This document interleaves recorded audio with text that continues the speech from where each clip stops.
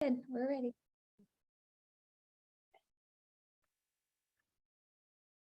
Here they come. Cool. Okay. Can we pin Damon? He is. Oh, he is? Okay, weird. You and him on your screen? No. Go to your view. Okay. Speaker. Yep, I see Damon now. Perfect. Hopefully you don't see Damon's desk. Nope, we don't. But it looks good. All right, guys. Hello, everybody. Happy Friday. We don't typically do a lot of events on Fridays, and it is awesome to have you guys on today. Thank you so much for being on.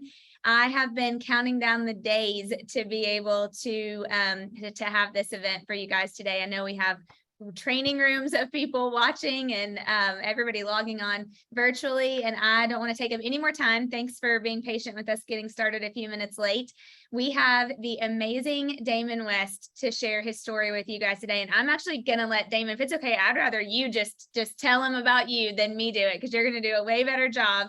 But I know that you're just gonna inspire them, and it's gonna be a lot of great wisdom from you today. So thank you for being here. Dana, thanks for having me. And I've been waiting for this for a long time too. And I mean, I know it's going to be a great session because I saw your shirt. Yes. I mean, we've got the same shirt on. How, whoa, it was so cool when I saw that, Dana. But no, listen, I'm really excited to be here. And look, I'm also looking forward to coming to see you and Adam in November for the I Love Coaching, which I think that you're getting close to being sold out. There's not a lot of seats left for this thing, right? That's right. And yes, we can't wait to have you in person. It's going to be so awesome.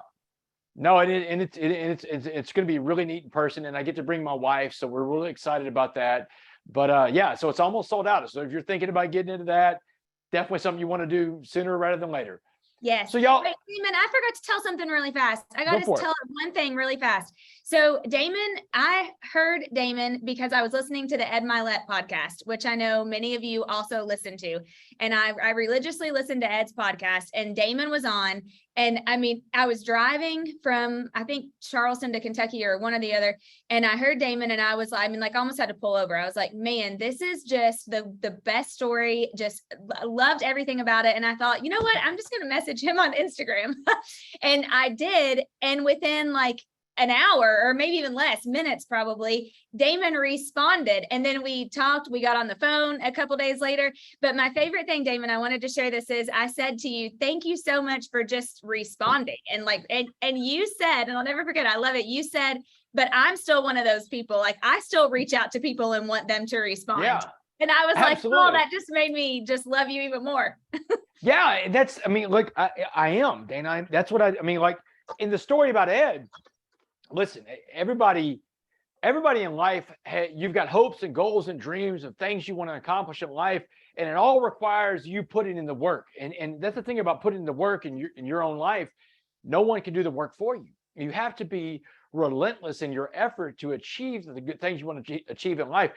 I listened to Ed Milet's podcast for almost 2 years. And for the last year of that 2 years, I thought to myself, man, if I could get on this guy's podcast, I've got a message that can help so many people. And I would send Ed messages on Instagram Messenger. I don't have his number, right?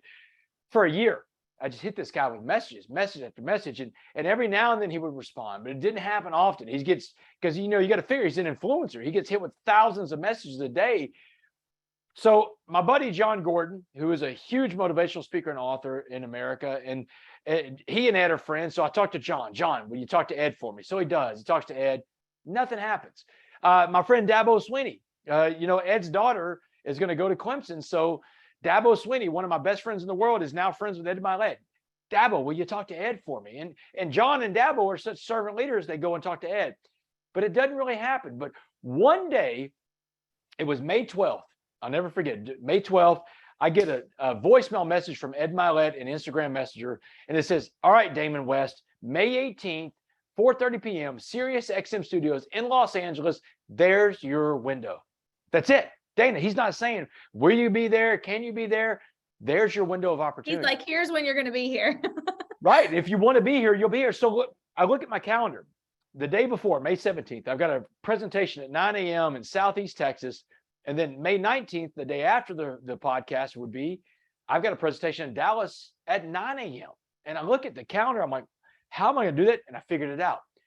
I would do my presentation that Tuesday morning, drive 6 hours to Dallas, the DFW airport, catch a plane from Dallas to LA. The next day I would do the podcast. I could sleep in the airport and I could catch the red eye back to Dallas the day after. And I would land in Dallas about 7 in the morning. I could still make my 9 a.m. presentation the next day. Did it all, Dana. I did it all. I slept in the airport. I did it all. And I got to go record this episode with Ed Milet, the one that you heard. And it was just the most unbelievable interview I've ever been part of in life, because Ed is one of those guys that matches your energy for energy. I mean, it's just like, and I sensed that about him listening to it. But when I was in the room with him, Dana, and you heard the podcast, it was amazing. It was because, and the guy is such a good interviewer. But he brought so much energy to the room. And I'm just grateful that that podcast led to this conversation that we're having today. Look, Dana, I've done a lot of work with Keller Williams. I've done work with KW in their Southeast region. Mike Ray brought me into speak in the Atlanta region before, and I did some other stuff there in Georgia, in Savannah, Georgia before with KW. And look, I'm in Texas. KW is right out of Austin, Texas, and I love your company. I love what you're all about, your core values. But I've got a story for you today that can help you with anything you do in life. It's because it's about overcoming adversity. Inside of every adverse situation, there are opportunities, but sometimes, a lot of times, you're going to have to dig deep to find those opportunities in adversity. And when you're dealing with adversity, sometimes it could just look bleak. It could look hopeless, but do not give up. Because like, as my friend Ed Milet likes to say, on the other side of the adversity is the best version of you, but you're going to have to go through that adversity to meet that other person, to shake his or her hand and become that other person. That other person is waiting for you to meet them on the other side of your adversity. I'm going to give you a story today about a time in my life when I faced some serious adversity around the choices that I was making in life. So let's just jump in. Let's start this story off somewhere in the middle. Let's start it off July 30th, 2008, 14 years ago. 14 years ago, I'm sitting in this little rundown apartment in Dallas, and I'm sitting on this little ratty old couch, and I've got my meth dealer sitting next to me. Yeah, 14 years ago, I'm not the clean-cut, polished-looking guy you see in front of you, the best-selling author, the guy that's got a movie deal coming out, family man. None of that's going on 14 years ago. 14 years ago, I'm a full-blown meth addict, and I'm the head of an organized crime ring that's operating in the city of Dallas. I'm the top criminal of the entire organization, the top of the pyramid. And I'm sitting there that day with my dope dealer. His name is Tex. And I'm telling Tex, the end is near, man. The cops are closing in on me. 10 days before this guy that I was doing all these burglaries with in Dallas, this guy named Dustin, had been picked up by the Dallas Police Department in a stolen car. So the cops have got my partner in crime in custody. I know it's just a matter of time before they get to me. And just as I pass this pipe back to Tex, the window on my right blows out and shatters. And then tumbling across my living room floor was this little canister. It was going end over end, and it's smoking on one side. Y'all, I've seen this movie before. I know what that canister is about to do. And I tried to get out of that living room as fast as I could. Too late. Boom! The flashbang grenade went off right in my face, y'all. It was a bright white light, a loud noise. Okay. Blows me back on the couch. And when I came to, when I could see and hear again, there was a cop standing over me, full SWAT riot gear, boot on my chest, barrel of an assault rifle digging in my eye, his fingers over the trigger, and he is screaming at the top of his lungs, "Don't move, don't move." Man, I looked at this cop and I screamed back at him, don't worry, you know, you got a gun in my eye. So these cops start flooding my apartment, and one of them screams out loud, "We got him. We got the uptown burglar."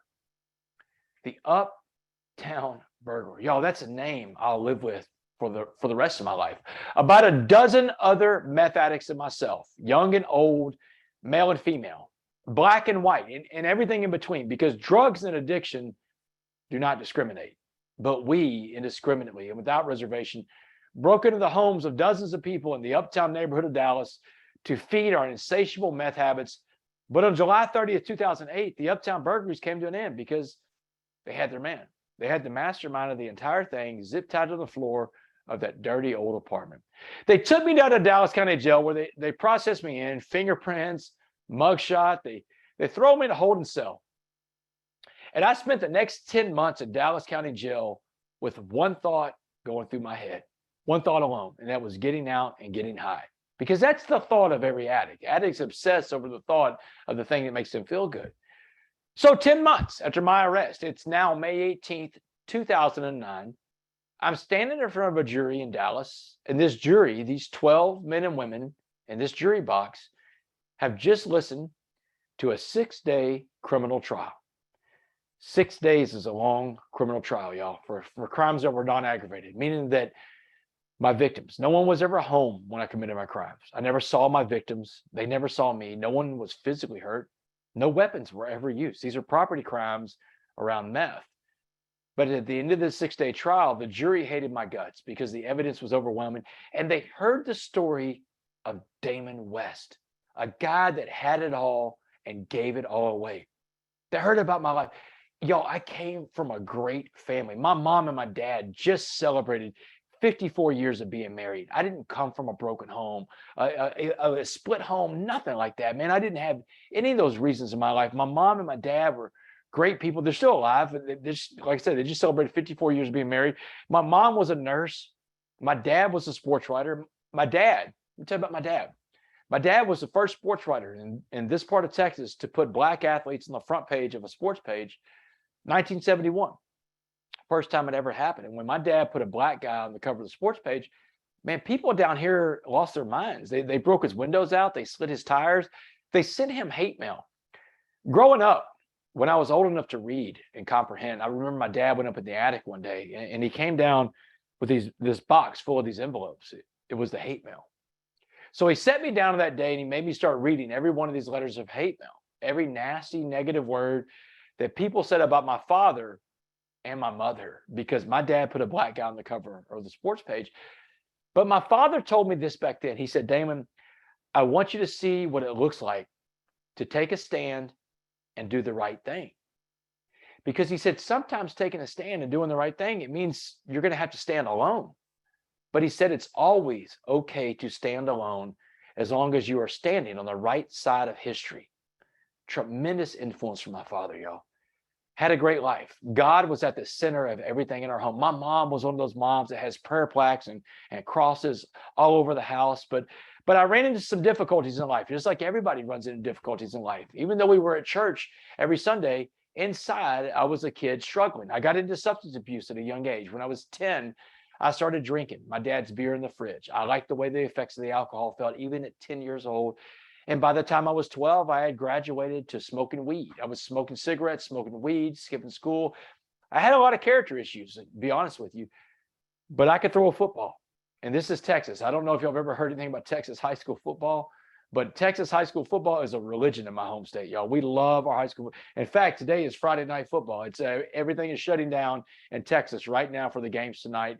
And look, I was the man. I was a 3-year starting quarterback for a 5A school. I got a scholarship to play Division I college football at the University of North Texas. And by the time I was 20, I was a starting quarterback for a Division I team. And I thought I had arrived, y'all. My head was this big, but life has a way of giving you these days that I call fork in the road days. And these fork in the roads are days that you're going to get knocked down really hard. And when you get back and dust yourself off, the world's going to look a little different. You got hit so hard, but you're going to make a choice at these fork in the roads. You're going to make the right choice and go the right way, or the wrong choice and go the wrong direction. But your life is going to change at the fork in the road. September 21st, 1996, we're playing against Texas A&M. It was a beautiful Saturday in College Station, Texas. And I remember I was driving my team down the field, and the third play of that game, I go down with a career and an injury. And I never played college football again. And when I got up to this fork in the road in life and football was gone, well, my identity was gone with it. And I got into more hardcore drugs at that point, cocaine, ecstasy, pills.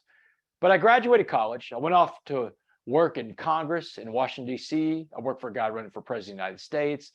And I moved back to Dallas in 2004 to train to be a stockbroker for one of the biggest Wall Street banks in the world, UBS, United Bank of Switzerland. And it was at that job as a stockbroker in 2004 when my life and the lives of so many other innocent people would forever be changed. When I was passed out of sleep at work one day in 2004, this other broker came up. He saw me sleeping and he woke me up, and he's like, Damon, wake up, man. He said, you can't sleep on this kind of job. The stock market's open. You're messing with people's money. He said, they'll fire you if they catch you sleeping here. He said, come on down to the parking garage. I got something that's going to pick you up. So I went down to the parking garage with this guy that day. And when we got into his car, he handed me a glass pipe with crystal rocks in it. And I'd never seen a glass pipe before. And he's telling me, he's like, Damon, don't freak out. Just relax. He said, it's crystal meth. He said, man, you're going to love this stuff.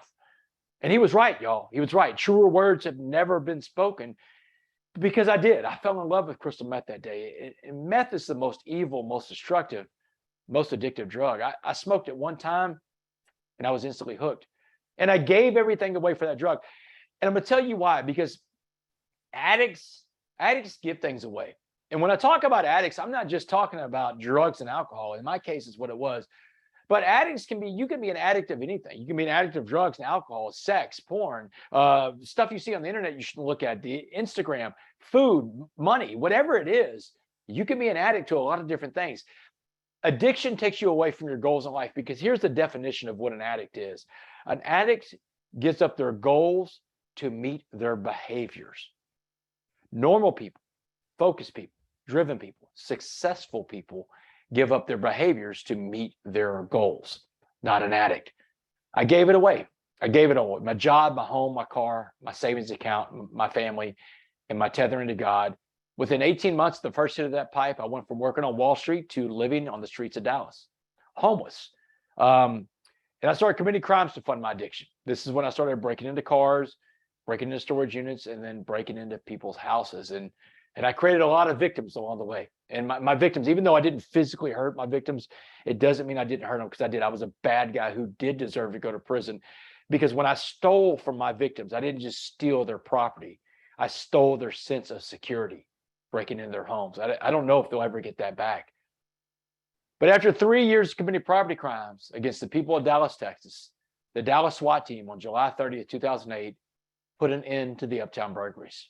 The day that they arrested me, or as I've told audience everywhere I've gone, that wasn't just the day I was arrested, y'all. That was the day I was rescued. God sent angels to come get me that didn't have wings, they had guns. These men and women pulled me out of a situation I was never going to get myself out of. But I promise you, I didn't feel rescued then. Not that day in that courtroom when that jury's looking across from me and they've just heard the entire story of Damon West and the crime spree that went on.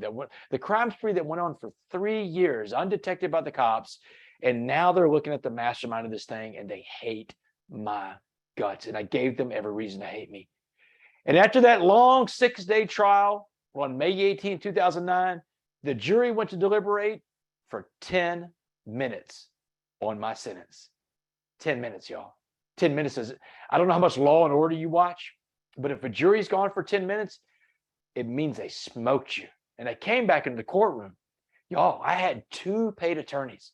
I'd never had a felony conviction, white middle-class guy.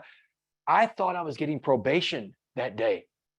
Man, when they brought me back in the courtroom, I knew it was bad. My second lawyer, Karen Lambert, she looks at me. She says, brace yourself. It's going to be bad, Damon. And I'm like, how bad, Karen? And she said, while you were gone for that brief 10 minutes, the jury sent a note into the judge.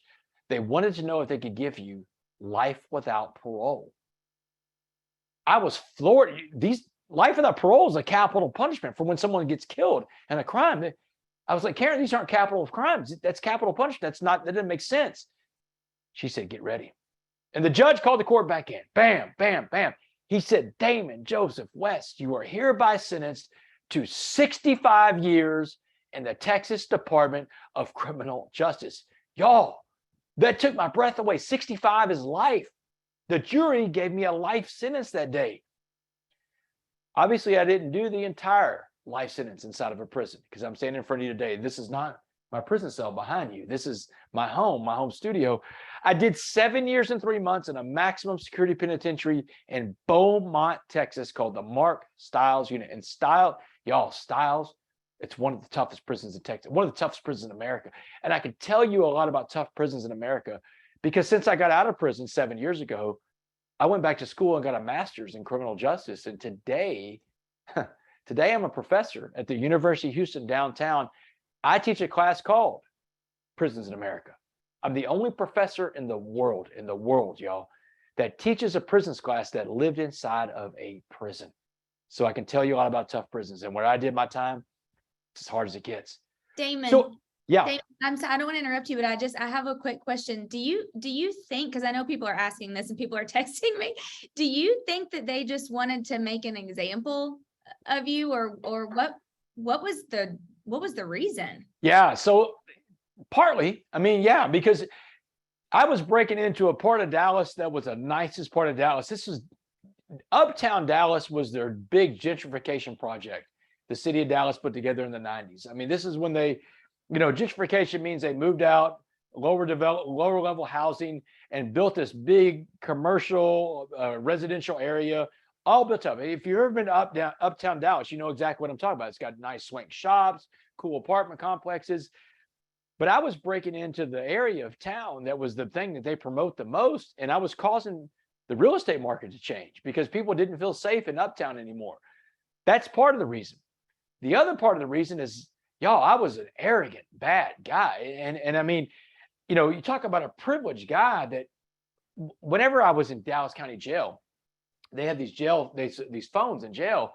And even though I know they're listening and recording these calls, I'm trying to get myself out of there. And I'm calling people up in the criminal world, the dope world. Hey, come get me out of here. You owe me this money from this job. You owe me that money. And it sounds like a mob boss, making these demands. And it played right into the prosecution's hands because the prosecution put me on trial. And they didn't say anything about drugs, me being a drug addict. They left that out of it. They wanted to make it look like I was this mob boss calling these shots in Dallas. And I gave them what they were looking for because I had those tapes from Dallas County Jail on the prison phone, on the jail phone. And it was just a horrible combination, Dana, of a very bad actor, me, very bad behavior, the stuff that I did. I mean, I was breaking into people's houses. And then the opportunity for a jury to give you the maximum amount of time in prison. And look, there was nobody showing me any mercy that day in that courtroom because the guy they saw in front of them looked like a guy that was unremorseful, didn't care about anybody else but himself. And to a large part, living in addiction is a very selfish thing. Addicts don't care about anybody else. They care about getting high. They care about what makes them feel best. And so with the man they dealt with that day on May 18, 2009 was a bad guy. Here's the next obvious question. Do I think I got too much time? Yeah. I mean, it's 65 years. I mean, look, I was locked up with guys in prison I was locked up with a guy that went to the same courtroom, same judge. He got 8 years for a murder. He was riding around Dallas with a dead gangbanger in his trunk, and they gave him 8 years. I got 8 times what he got, and he took a human life. But it's just one dope dealer killing another dope dealer, right? But 65 years was a statement, and they made an example out of me. And I'm sure it didn't end up like they thought it was going to end up when I got out of prison, and now my life has taken off like it has, and I found ways to serve other people, and God is using me in this way. But I also believe, Dana, that is the exact punishment that I needed at that time in my life, that God doesn't roll dice. God didn't make a mistake on that.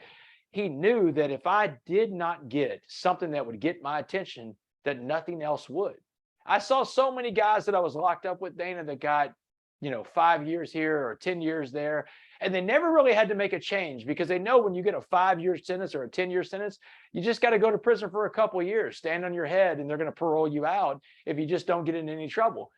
I went in with an open-ended sentence. They could keep me for the rest of my life. 65 is what it means, but it also means that I could turn myself around and they could give me a second chance. And that's what happened. As a matter of fact, in this part of the story, I went to prison and, I became a model inmate. I became a coffee bean inside that Mark Stiles unit. And I'll never forget, it was 2015. The parole board came to see me. The parole board comes to see me. I was working in the chapel. I was a chaplain clerk. And the chaplain told me, he said, man, the parole board's here to see you, West. So I went down to the parole office. And look, I've got no expectations of making parole that day. Not my first time on a life sentence. I figured I would probably pull 10 or 15 years before I went home. I mean, I figured I'd go home at some point, just not that quick. But this lady from parole interviews me. She's like, Mr. West, we don't see a lot of people that come through here like you. She said, you had everything going for your life, every advantage, every privilege, every opportunity. She said, but you blew through all your privilege. You became a drug addict and a criminal and a thief. And a jury in Dallas gave you life in prison. And she asked me the poison pill question in that meeting. Do you think you got too much time? Here's why that's a poison pill question from a parole officer. Because if you say, yes, I feel like I got too much time, the natural response is, well, you're not accepting responsibility for your crimes. And if you say, no, I don't think I got too much time, then they're like, great, sit here a little bit longer and serve your sentence then. But I told the lady in the interview, ma'am, I just don't think I can answer that question in any good way. I don't think I can do myself any favors by answering that either way. And I told her why I felt that. And she said, well, I'll answer it for you, Mr. West. You got too much time. And she said, you didn't just change yourself inside this prison. She said, you changed this entire prison around you. She said, one man changed the entire prison. She said, so my real one question for you for this parole hearing is this. She said, if you could be remembered for being anything in life, anything at all, she said, I want you to tell me what that would be in just one word. Go. And man, I breathed out and I relaxed, because that's really an easy question for a coffee bean to answer. And I fired her answer back at her. And I said, ma'am, useful. I just want to be useful. And I can be useful in prison, or I can be useful in the free world finding more coffee beans. November 16th, 2015, almost 7 years ago, I walked out of a Texas prison, not necessarily a free man, because you're not looking at a free guy in front of you today. I'm anything but free. I've got a little bit more time left on my parole. I'm on parole in Texas until the year 2073. Yeah, 2000. I've got 51 more years left on parole. And what that means is every month I go see my parole officer, Miss Braggs. I go pee in a cup. I pay a fine every month. And then if I want to leave Texas to go speak somewhere, I've got to get written permission from the state of Texas to do it. But I'm not worried about parole. I'm a coffee bean. And the only way this coffee bean goes to prison is when I go to prisons all over America. And I do. I love going into prisons to share this story with the men and women in there, to bring them hope on their journey. And I walk back out the front gate of all my prisons today. So let me tell you the story of the coffee bean and where I heard it for the first time.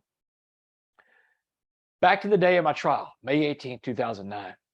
The trial is over. The judge hits the gavel down, and the sheriff and the bailiff are on me. They're handcuffed me, and they're dragging me out of the courtroom. And I lock eyes with my mom on the way out as they're dragging me out there. I'm like, Mom, I'm sorry. I'm sorry. They whisked me out of there. They put me in this little side room. It's got a bulletproof glass. They told me to wait. A few minutes later, my mom and my dad are being escorted in the other side of the glass. They decided to give my parents one last visit with me before I went to prison. They feel sorry for my parents because I just got life. My dad can't even talk. He's in stunned disbelief that his son, with all this promise in life, just got a life sentence in prison. So my mom, that strong-willed Christian woman, that nurse, she did all the talking. And she said, baby, she said, debts in life demand to be paid. And you just got hit with one hell of a bill from the state of Texas. She said, but you did everything they said you did, Damon. So you have to go and pay that debt to society. You owe Texas that debt. But you owe your father and I a debt too. She said, because we gave you all the opportunities, love, and support to be anything you want to be in life. She said, that's how you just repaid us what we saw in that courtroom? That's not going to work. She said, we raised you in Port Arthur, Texas, a giant melting pot of a city. We gave you a great moral compass, which you chose to not use. So here's the debt you're going to pay to us. When you go to prison, you will not get in one of these white hate groups, one of these Aryan Brotherhood type of gangs, because you're scared because you're the minority in there. She said, it's not going to work. You were never raised to be a racist, and you're not going to start now. She said, you will not get any tattoos while you're inside that prison. Y'all, I show people my sleeves all the time. I was in prison for almost 10 years, and the highest security level there is maximum security level 5 prison with the lifers. Man, these guys want to tattoo every inch of your body in the joint. And every time one of these guys would come up to me in prison, like, West, let me put a tattoo on you, man. I tell them the same thing. Hey, dude, I can't do it, dude. My mom said no, because she did. May 18th, 2009, she looked across that glass and she said, Damon, listen to me. She said, no gangs, no tattoos. She said, you come back as the man we raised, or don't come back at all. I was floored. She said, do you understand this debt you're going to pay? I was like, yeah, Mom, I got it. But what do I know about prison, y'all? I'm a white middle-class guy in America. I don't know anybody's been to prison before. I get back to my pod in Dallas County Jail, and I'm asking all the guys that have been to prison before, how am I going to survive? What am I going to do? And every guy I talked to, black, white, Asian, Hispanic, they all said the same thing. You have to get into a gang. They said you won't survive this without a gang. They said the gang is going to be your family. The gang is going to love you. The gang will protect you. These are all lies, y'all.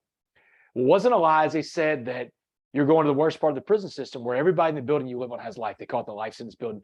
Make your life easy, Wes. Get into a gang.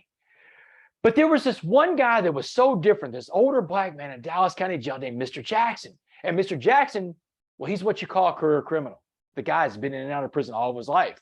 But he's the most positive guy I've ever met in my life. I mean, this guy had a smile on his face everywhere he went. You could knock the smile off of Mr. Jackson's face. And every single morning, this man would come up to my cell, to my bunk, and he'd pick me up like a ray of sunshine in that dark, dark place with his positive energy.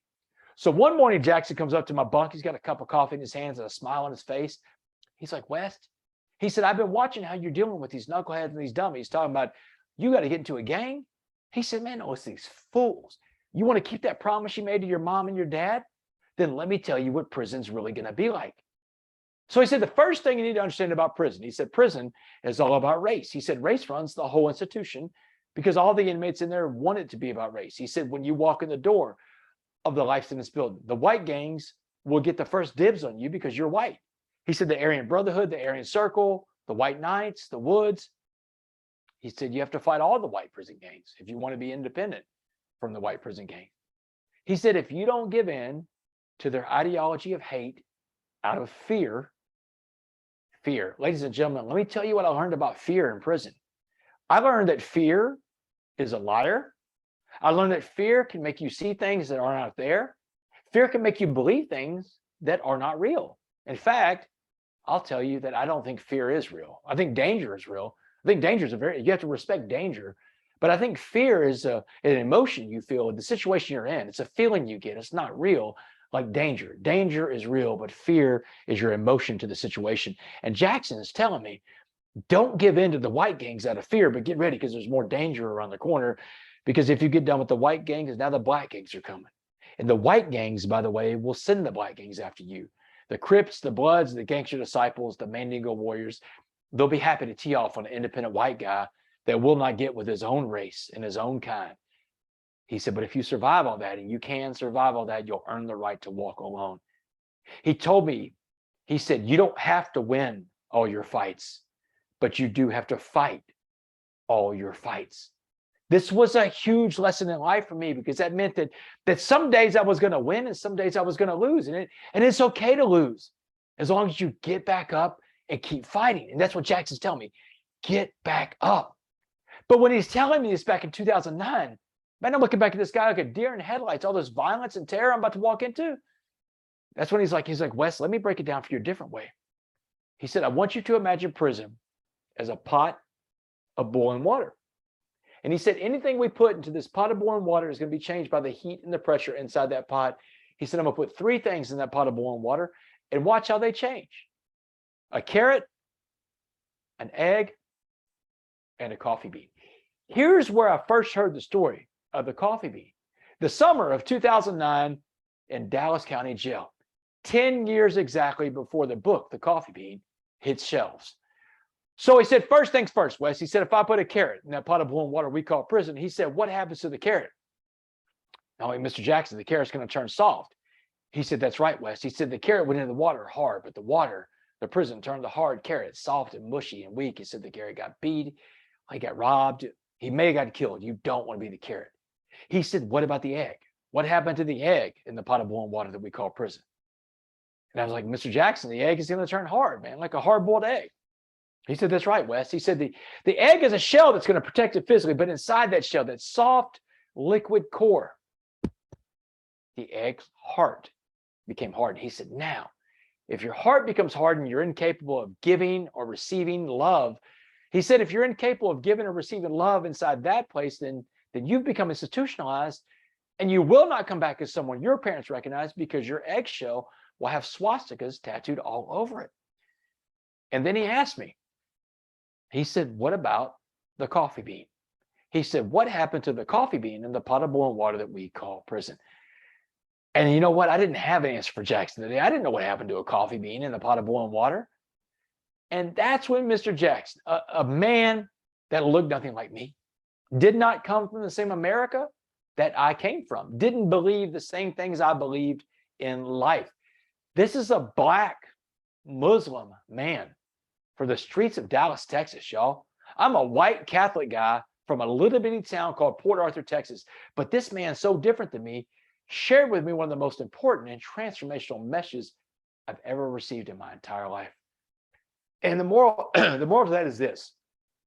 If you ever shut yourself off to people because of their differences, different race, different gender, ethnicity, religion, different political views, if you close yourself off to people because of their differences, you're going to miss some of the most important lessons and some of the best friendships in this life. You see, because in my life, God has never just reached down his hand and put his hand on my head and say, hey, Damon, you are healed. Never worked like that for me. But what God did do in my life is he put people in my life along that path of life. When I was younger, there were people like my parents, there were teachers, there were coaches, people in the community of Port Arthur that helped raise me. And as I got older in life, they took on different shapes and sizes of different people from all different backgrounds and walks of life. One of them was this Black Muslim man in Dallas County Jail that told me in the summer 2009, he said, if I put a coffee bean in that same pot of boiling water that we call prison, he said, now you got to change the name of the water to coffee. Because Mr. Jackson said the coffee bean, the smallest of the three things, he said, small like you, had the power to change the entire atmosphere inside that pot because the power was inside the coffee bean. He said, just like the power is inside of you. And he said, everything else is changed by the water. The carrots are changed by the water. The eggs are changed by the water, not the coffee beans. He said, the coffee bean is the only thing that changes the water. He said, it is the change agent. And he told me, he said, everybody in life, we all put out our energy, our negative or positive energy, and whatever kind of energy we put out, well, we attract back. This is called the law of attraction, y'all, and it works. He's telling me, man, if you want to walk around prison all the time with a mean look on your face, you want to try to look hard for those other guys, he said, man, what you're going to do is the negative energy you're putting out is going to attract the most violent and dangerous and negative men into your world because your negative energy attracts their negative energy. But he said, conversely, if you walk around that prison with a smile on your face and you let those guys know they're not getting to you, no matter what they do, they cannot break you, Damon West. He said, you're going to change this prison from the inside out. And he said, the best part about it is the other coffee beans in prison, the other positive inmates, they'll find you because of your positive energy. And he told me, he said, if you want to find a place where a lot of coffee beans are hanging out, get down to the chapel. He said, coffee beans happen to love the chapel. And the last thing Mr. Jackson told me, the last conversation I ever had with this man, he said, West, go out there and go be a coffee bean.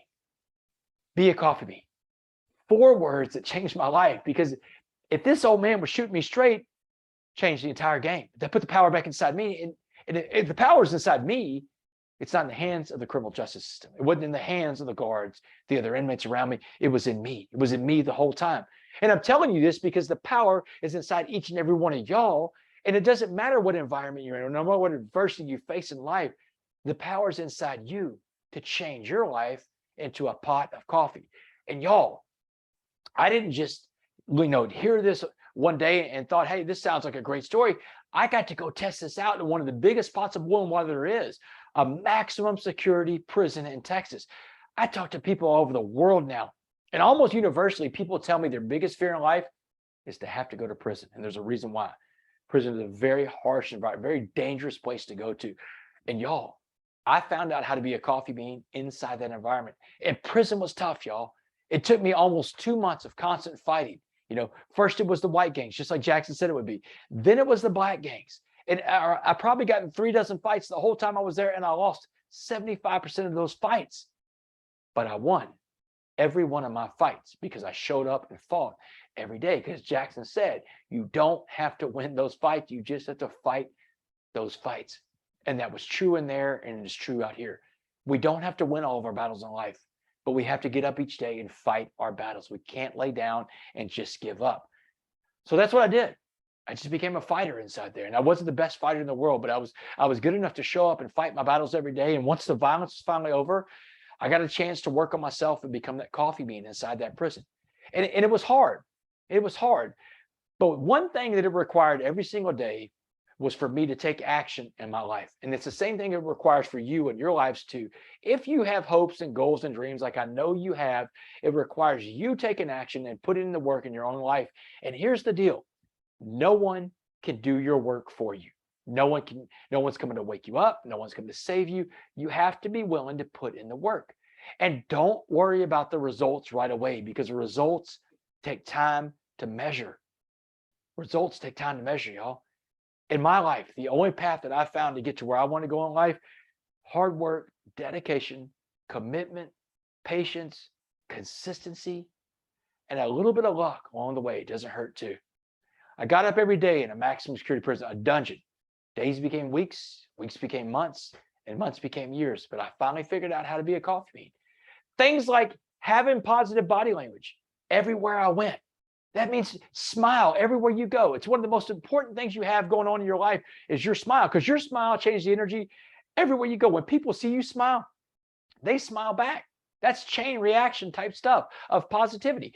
Mr. Jackson told me in Dallas County Jail, he said, you either infect a room when you walk into it with your negative energy, or you affect a room with your positive energy. Infect versus affect. Are you the disease, or are you the cure? Which one do you choose to be? Another way of being a coffee bean was getting up every day and working out on myself every day in 3 areas: spiritually, mentally, and physically. Every day I decided that my mind, my body, and my soul must get worked out if I was going to be a coffee bean. People ask me all the time, well, what's your spiritual workout? I'm going to give you my spiritual work. Whatever religion you are, you can plug this prayer into your faith. I get up in the morning. I'm a Christian. I get up in the morning and I have a conversation with Jesus, and I'm going to ask him for 2 things. And I'm not going to bother him the rest of the day, because I've got 2 things that I need from him. I say, hey, Jesus, put in front of me what you need me to do today for you. And I want you to let me recognize that when I see it, because I don't want to miss that. Amen. That's it. That's my spiritual work. That's how I pray. I just ask that God puts in front of me the things that he needs me to do for him. Because if I take care of the things that he needs me to do for him, guess what? In my faith, I believe he'll take care of my needs too. Not my wants, but my needs and wants. A whole different presentation. I can do that presentation, but it's a whole different hour we're going to spend together. My needs are met when I look for the needs of other people. Mental workout. It's important, y'all. It's every book you read. It's every video you watch. It's the website you go to. It's your social media feeds. Who are you following? What are those people posting? What are you posting on social media? You know, what kind of TV do you watch inside your homes? Are you watching something that calls itself news, but it's people screaming at each other, telling you to fear other people around you? That's not news, y'all. That's negative entertainment. Turn that stuff off. It's poisoning you. It's poisoning your family. It's poisoning this country. We live in the greatest country in the history of the world. The only thing greater than America is her potential, and our country will never reach its full potential as long as its citizens are filled with hate. And that's what's going on right now. We are consumed by this hate and negativity that we get through our devices. You've got to figure out a way to turn the negativity off and feed yourself positive stuff, because you are what you eat. Is not just about food. It's everything you put in this big brain of yours up here, and you will look like and act like on the outside whatever you feed this big thing on the inside. So feed it the right stuff. The third rule about being a coffee bean, one of the things I practice in my life is the secret to life. The secret to life is servant leadership. Servant leadership is helping other people reach their goals in life, helping to raise other people up to a different station of life, because when we're helping other people, that's when we're at our best. And that's what we are all called on this earth to do: serve other people. Every one of you has the power to impact human life in ways that you can't even imagine. We all have this power inside of us. All we have to do is be willing to go out there and look for people in need. In need. Right now, at this time in American history, so many people are coming in need. What are we willing to do today to meet the needs of other human beings? That's servant leadership. The 3 hardest words, incidentally, for a human being to say to another human being: I need help. I need help. It's the hardest thing people say. It's something I could never say until I got put in a situation where I had to go to prison and find that help. I need help. Look for ways to help other people every day. Another important step of being a coffee bean is understanding what you do and do not have control of. This was a hard one. This took me going to prison and being stripped of everything, especially my ego and my pride, to know that there are only 4 things that I control in my life. And they're the same four things you control in your life. You control what you think, what you say, what you feel, and most important, everybody's going to see what you do. What you think, what you say, what you feel, and what you do. And if it's not one of those four things, you have no control over it. The world goes on. You don't control the world around you. You control the world within you. The 6 inches between your ears, that's what you have control over. And when you find a way to focus your time, the most precious resource there is, because once time is gone, it's gone for good. And all the money in the world won't buy one more second of that stuff that we call time. Take it from a guy that did time. Once it's gone for good. But when you find a way to focus your time and your energy on those four things, your life takes off in the fast lane. The last rule about being a coffee bean is that your past does not define you. Your past doesn't matter. I don't care what you've done in your past. Look at my past. Your past doesn't matter. It's your lesson. You learn from it. You teach other people with it. There's a reason why your windshield is bigger than your rearview mirror. You need a lot more space to look forward driving this car than you do to look backwards. You cannot drive a vehicle looking at your rearview mirror the whole time. If you did, you'd get in wrecks. You'd hit everything and everyone in the road in front of you because your eyes aren't on the road in front of you. You have to get out of the rearview mirror of life. The past good things you've done that you're super proud of, the past bad things you've done that you're not so proud of. Get out of the rearview mirror. It doesn't matter what you've done in your past. You can't change the past, but you can affect your present and future, and it causes it to be a bunch of wrecks if you take your eyes off the road. Your past is your lesson. The present today is a gift. Make the most of that gift today because you got another bite of the apple of life. And the future is your motivation. But motivate yourself with things like being a servant leader. Try to practice humility and grace in all of your endeavors in life. Humility is when we are right size, and when we are right size, we can be useful to other people. And grace is what we must show everyone around us, because every one of us is going to need grace at some point too. And grace is hard. Y'all, grace will always cost the person who gives it more than it costs the person who receives it. But we all are going to be on the receiving end of needing grace at some point. It's important for you to give grace to other people because everybody needs a little bit of grace. So I'm going to wrap this up with my call to action. And it's this: life is a pot of boiling water. We already know that. It's a harsh, stressful, what's even dangerous place sometimes. But you got 3 choices how you're going to respond to that. You can be like the carrot that turns soft and sad and weak. And guess what? You're going to be the carrot sometime. Big shocker there. Being a carrot is being sad. It's a natural human emotion to be sad. It's okay to be the carrot, but don't get stuck there. There's going to also be those days that beat you down and make you hard and mad and mean and angry, and everybody irritates you. Those are the egg days. And if you're anything like me, you got a lot more egg days than carrot days. Y'all, I'm in airports every single day. I'm an egg a lot, y'all. I mean, I'm honest. You're going to be the egg sometimes too, because that's being mad. It's a natural human emotion. It's okay to be the egg. But it's not okay to get stuck there being the egg or being the carrot, because you have a third choice. We all have a third choice to be like that coffee bean. Do you know what a coffee bean does on a carrot day or egg day? Well, a coffee bean stops the day and starts it over. And you can too, anytime you want. Having a bad day, 9 o'clock in the morning, noon, 4 p.m., take a step back, take a deep breath, relax, and then tell life, I'm not going to live that way. I'm not going to be the carrot, and I'm not going to be the egg. Then you run and jump on your pot of boiling water called life, and you tell life, you know what? I'm a coffee bean.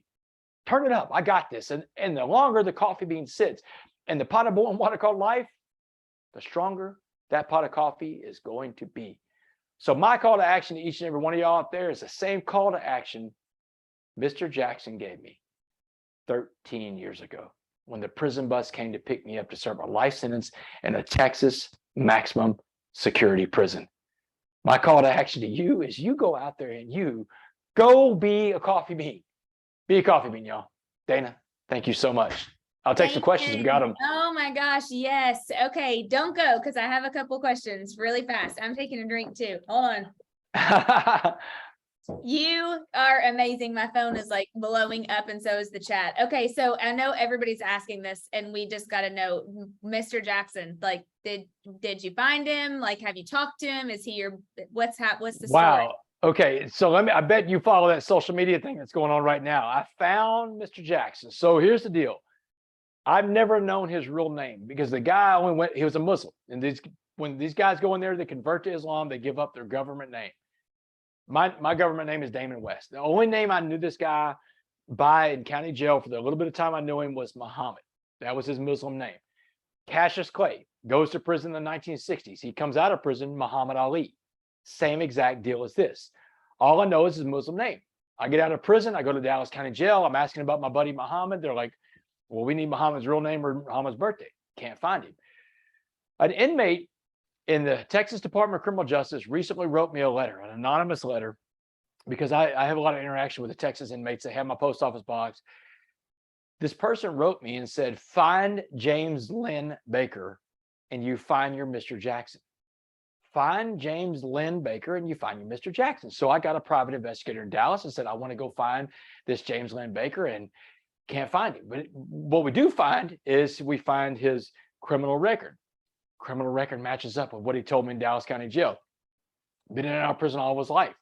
Yeah, he's got a criminal record that's very extensive.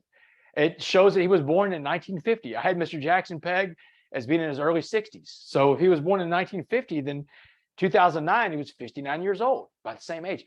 I found an arrest on his criminal record that put him in Dallas County Jail for a parole violation, which is what he told me he was there for, in 2009. The same time in 2009 that I'm there. I'm like, this is my guy. Got to find him. Found him. He's dead. He died. December 27th, 2019, James Lynn Baker died of a heart attack in Dallas, Texas. I never got to meet the man that I knew, that I called Mr. Jackson for the sake of the story. So I told the private investigator, let's go find his family, because we've got to do something to honor this guy. And I have this idea that I want to start a scholarship up. Whatever high school he went to, he's from the inner city of Dallas. I was like, whatever high school he went to, I want to start a scholarship up for kids at that school. I'll put $10,000 a year into a trust, and we'll give kids the James Lynn Baker Be a Coffee Bean Scholarship. So I want to go find the family, and the private investigator does. He finds the family. Listen to who his family is, Dana. This is the stuff that hasn't come out yet, because I'm going to meet his family Monday night. I'm having dinner with him in Dallas. Yeah. He has 3 sisters, Visha, Foncille, and Vanessa Baker. In 1972, the Dallas Cowboys started out with 7 women as the first Dallas Cowboy cheerleader squad. Foncille Baker, his sister, is one of the first Dallas Cowboy cheerleaders, the first Black woman on that squad. That's his sister. 2 years later, his little sister Vanessa became a Dallas Cowboy cheerleader too, which is crazy because Dak Prescott is my business partner in the movie deal to turn my life story into a limited series, and he's the quarterback of the Dallas Cowboys. Dak was floored when I told him about this, but it goes further. And if you get the recent issue of Texas Monthly, is about the 50th anniversary of the Dallas Cowboy cheerleaders. Visha Foncille is interviewed in the first paragraph of the story. So she's actually in the story. It's like everybody knows her in Texas. Their mother, Bertha Baker, was the first Black owned and licensed daycare in the city of Dallas. 1949, the first license ever given to a Black person in Dallas was their mother, who ran a daycare out of their home and a boarding house out of their home. They had this big house they lived in. And so I got to meet with the sisters on the phone, and we started talking, and I got to ask them questions like, where did he hear the story of the coffee bean? And they're positive that it either came from their grandmother or their minister at their church, because he grew up Christian. He became a Muslim when he went to prison, but he grew up Christian. They're positive it came from one of the two. They heard stories like this all their life. Another question I got to ask was, were y'all raised around white people? Was James raised around white people? Because the dynamic in prison and jail, the racial thing, it's everything. Race is everything in there. But this older Black Muslim man took in this white Christian guy in Dallas County Jail to give me this message that literally changed the path I was on. And that's not the norm in there. And they told me, they said, yeah, Damon, our boarding house that we had, we had families that would come stay with us, white families that would come stay in our boarding house. So they would bring their kids would live with them too. So we grew up around white kids. And then they had a new minister that came in to their Lutheran church when James was 9 years old. It was a white man in a Black church, and other white families started attending this church. They had an integrated church in South Dallas, which is unheard of even almost to this day. Everything in America is so racially segregated. We self-segregated our own religions, but their church was mixed. They had white families and Black families. This is all the stuff that helped shape his worldview, that one day when he would meet me in 2009, that he wouldn't look at me as this white guy. He looked at me as someone in need, and he helped me out. And when I got to meet these sisters on the phone, Dana, the first thing I said to him was like, listen, I don't know what you feel about James and the choices he's made in life. And because he lived a hard life, y'all.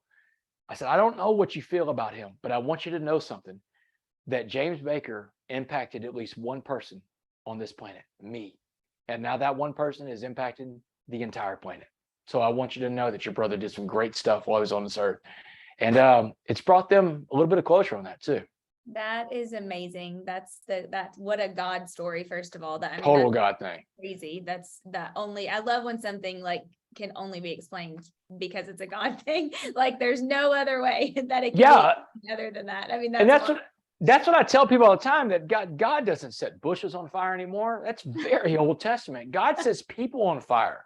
These people that he sets on fire, it's just you're glowing and burning. That's how God shows people he's real. And it's not, there's not burning bushes anymore. There's burning people. And we all get to be one of those people if we just accept what God puts in front of us every day and don't try to control the things that he's in control of. Yeah. Okay. Do we have time for two really fast more questions, like quick ones? Whatever you need. Yeah, okay. Two more quick ones. Okay. So my first one is, I feel like you said people's biggest fear is going to prison. I would probably say that that's one of mine too.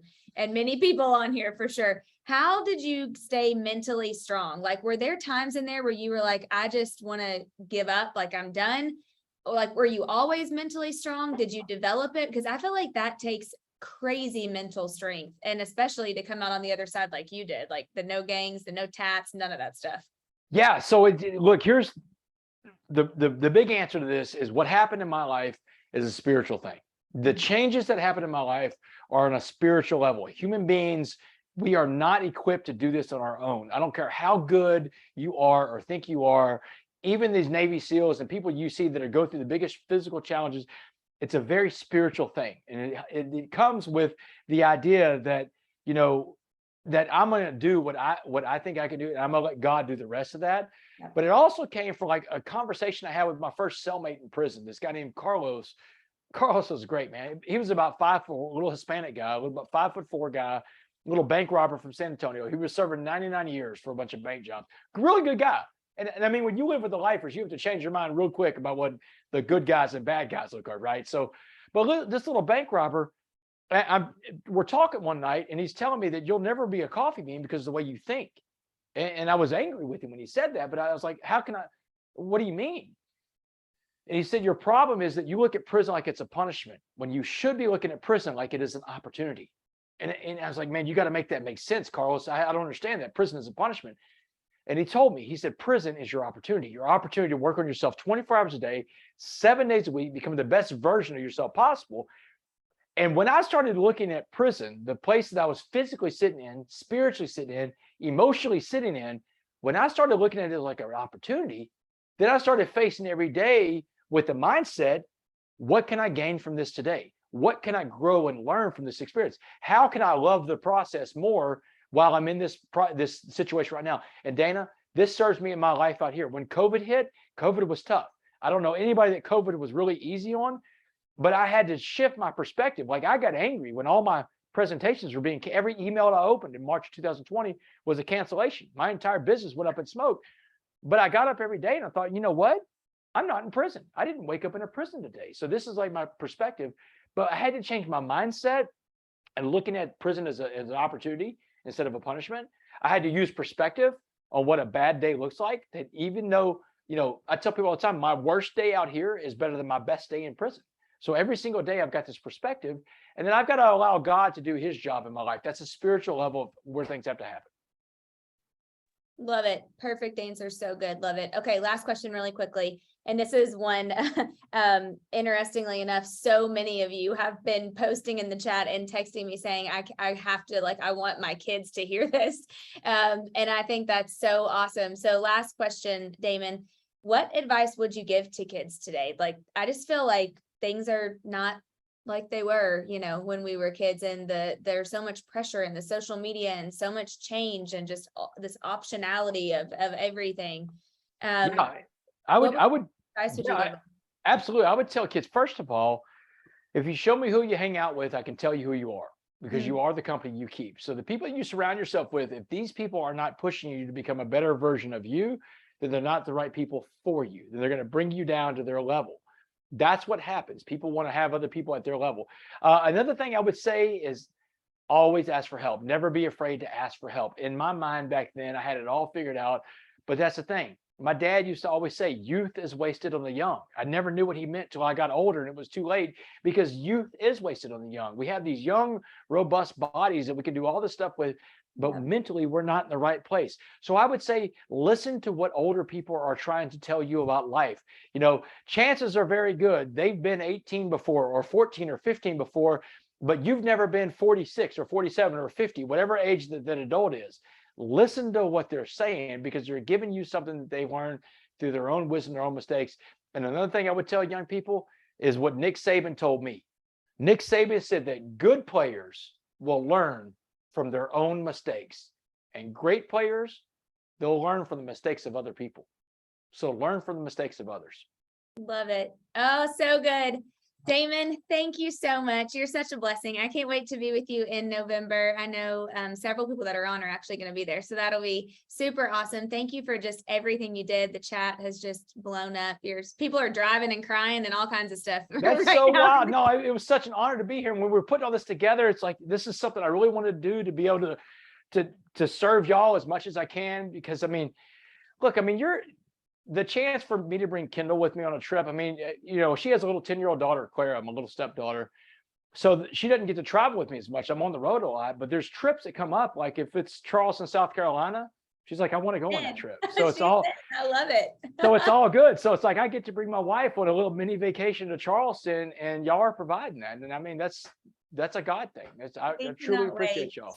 It's going to be so awesome. Well, you guys, in the chat, we posted links for the summit if you want to attend. If you want to buy a coffee bean shirt, the link is in there. Damon's books, The Change Agent, I read it on vacation. It is amazing. Coffee bean, all the things are all in there. So definitely go in there and see that. And thank you, Damon, so much. Thank you. Yeah, thanks a lot. Look, there's only a few spots left too. You got to sign up now if you want to get one of those spots. But we're going to have, and look, I've got a lot more stuff I'll be talking about at the I Love Coaching Clinic. So it's going to be, I got a lot more stories, a lot more room to run at that presentation. So come see me out there.